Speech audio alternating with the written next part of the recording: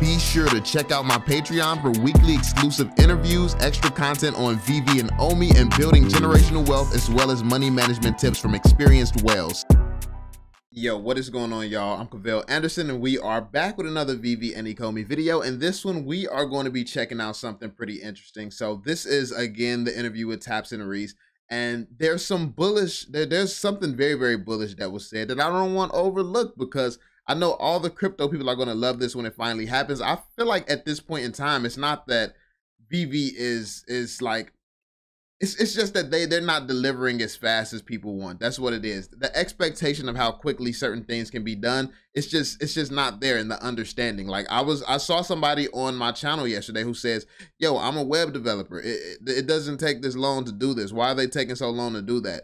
And it's like, as a developer, as a software developer, it's like you have to, like, that kind of shows experience, because you have to be able to really understand the position that they're in. The fact that there's a lot of regulation and stuff around the features and stuff that they have to create, but at the same time, we don't know what foundation it was built on, and they're creating something for a space that didn't exist. So it's not like they already had a pre-existing framework. We don't know what they're using to create what they used to create the Veve app. We don't know how that was programmed.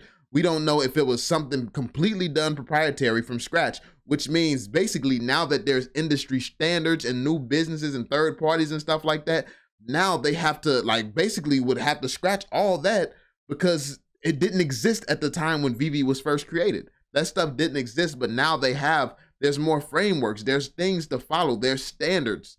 There's stuff. So basically they could have to scratch everything that they do. They could be scratching everything in the background without us knowing. And literally, they have released an entirely new app. We would never know.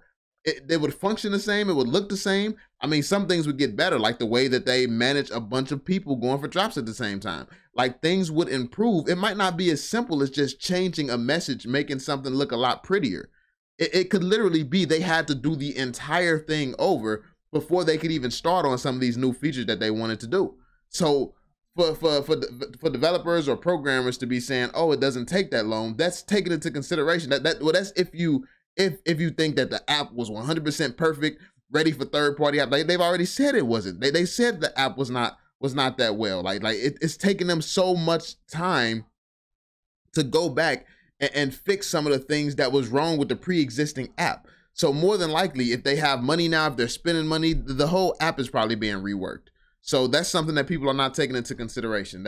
People aren't taking into consideration the fact that development in itself takes a long time. But then if you have to develop something twice, because the first time, it might have been good at that time because nothing else existed, but now there's new standards, there's new ways of doing things. So now you see that this is a better option.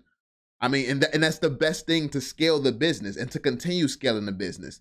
Like, it's all about, like, they do things based around the future. So basically, from their perspective, I would know that they would prefer to fix the foundation of this app right now than to wait until we're at 10 million users, 15, 20 million, and then try to go back and keep scaling with this trash technology that they initially created the app with. It's really simple if you take the time to understand. People just don't want to understand it. So anyway, that being said, be sure to drop that thumbs up, subscribe, and turn on notifications. Let's actually jump into this bullish news here. So yeah, let's get it. Probably need to make up for some of the hit you're taking on there. So yep. Not sure. Look, the longer term plan is definitely to try and bring that fee down. It's I think David mentioned it in the at the end of the Gary Baseman artist spotlight that we had, but it is a balancing mechanism because we are taking that 30% hit from app stores as well, and we'll definitely look to bring that down and in line with the rest of the industry. I mean, longer term, I'm trying to and I think we'll see it, is to be able to just cash back into stable coins. He said longer term, and I think we'll see it. I'm trying to and I think we'll see it, is to be able to just cash back into stable coins, right? I mean, this whole industry is becoming much more integrated with crypto and crypto payments anyway. Like, why would you want to wait 2 weeks to get money in your bank account when I can cash it to stables almost instantly? That's major. That's huge. And this is where the whales, the crypto whales, this is where they come into play. And when you're able to make big moves, you're able to make big moves and big plays in the market, start spending all this money these people have accumulated.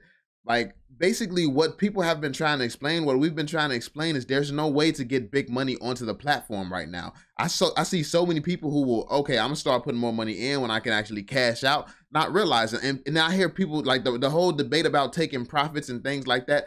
I get people wanting to take profits, but people don't understand that taking a little bit of a profit with big money cannot get in, which means the profit that you're taking is substantially smaller, chances are. Like, I don't get financial advice.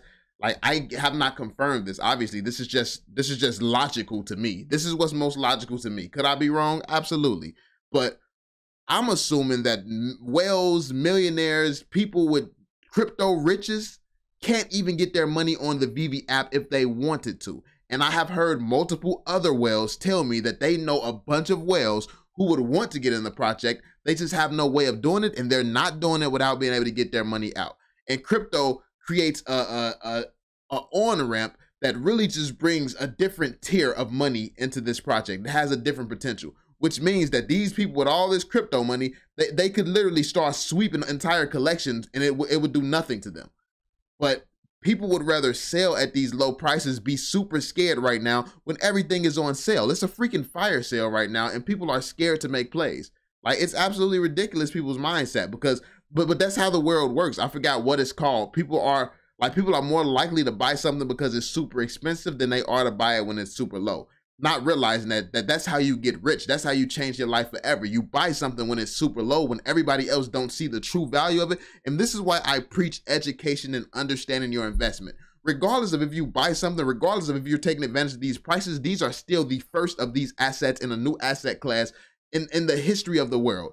First time it's ever happened. We saw what happened with comic books. We saw what happened with other statues and collectibles and posters and things like that and stamps, and how valuable these things became. Like, we saw what time did for those things. Yet people have the chance and opportunity right now to buy the first of a lot of things in the world, and they can't see the big picture. They're so focused on right now today that they don't realize this opportunity is something that could set your family up for generations. Like, people think, oh, $10 Omi is too much, like, because they don't want to sit down and do the work and actually understand it. It's like, all you have to do is sit on your ass and do some research, and that's too much for you. You don't want it for real. And then people complain, oh, Vale just want money. Vale just want to be successful. You damn right. Like, you don't. Why are you here? I'll be confused. Like, I'll be real confused about some of these people. People talk about, oh, he money hungry. Oh, he go for it. He grinding. What am I supposed to do? Like, I want to change my life. I want to change my family's life. I want to build wealth where I never have to worry about anything. My kids don't have to worry about anything. Their kids don't have to worry about anything. I want to live a life where we can instill values, instill morals, and instill more into my children and more into my family, because we don't have to worry about all the financial things. Now, finances don't solve everything, but not having to worry about sleeping on the street if you ain't going to work, like that creates time and opportunity to focus on the important things. Because if you got real shit going on in your life that's not a financial thing, I guarantee you, if you didn't have to worry about paying your bills, you could handle that problem more effectively.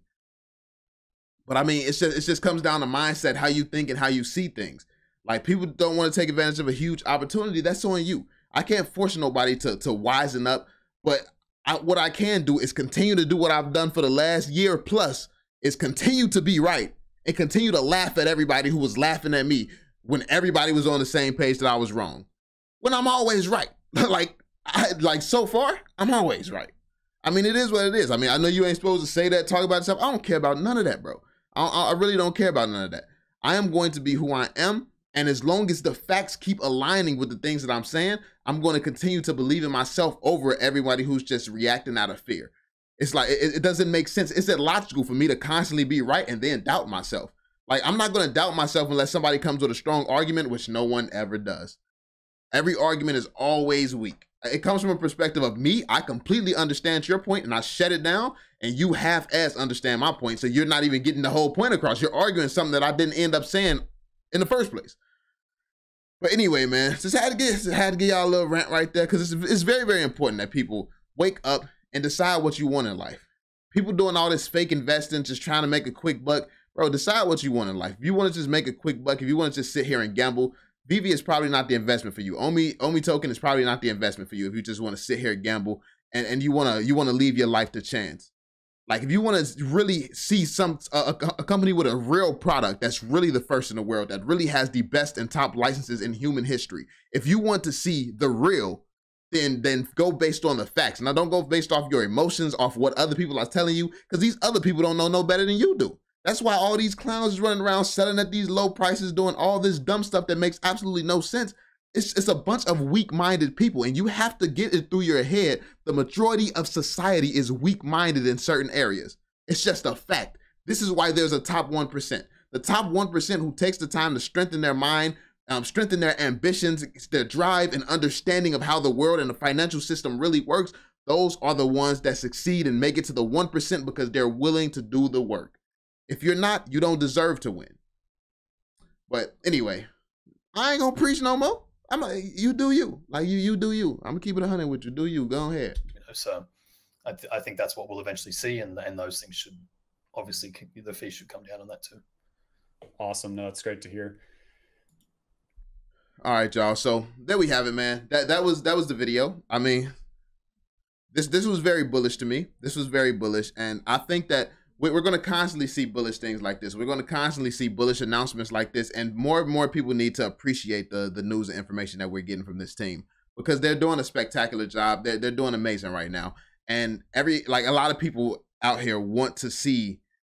They want to see more, and they're on this they're on this high horse where it's like, oh, I'm not going to do this. I'm not going to believe in this company until they show me this, until they show me that. Not smart enough to realize when they show you that, they just showed everyone that. So now not only do you believe, but everyone else believes, and the opportunity is gone.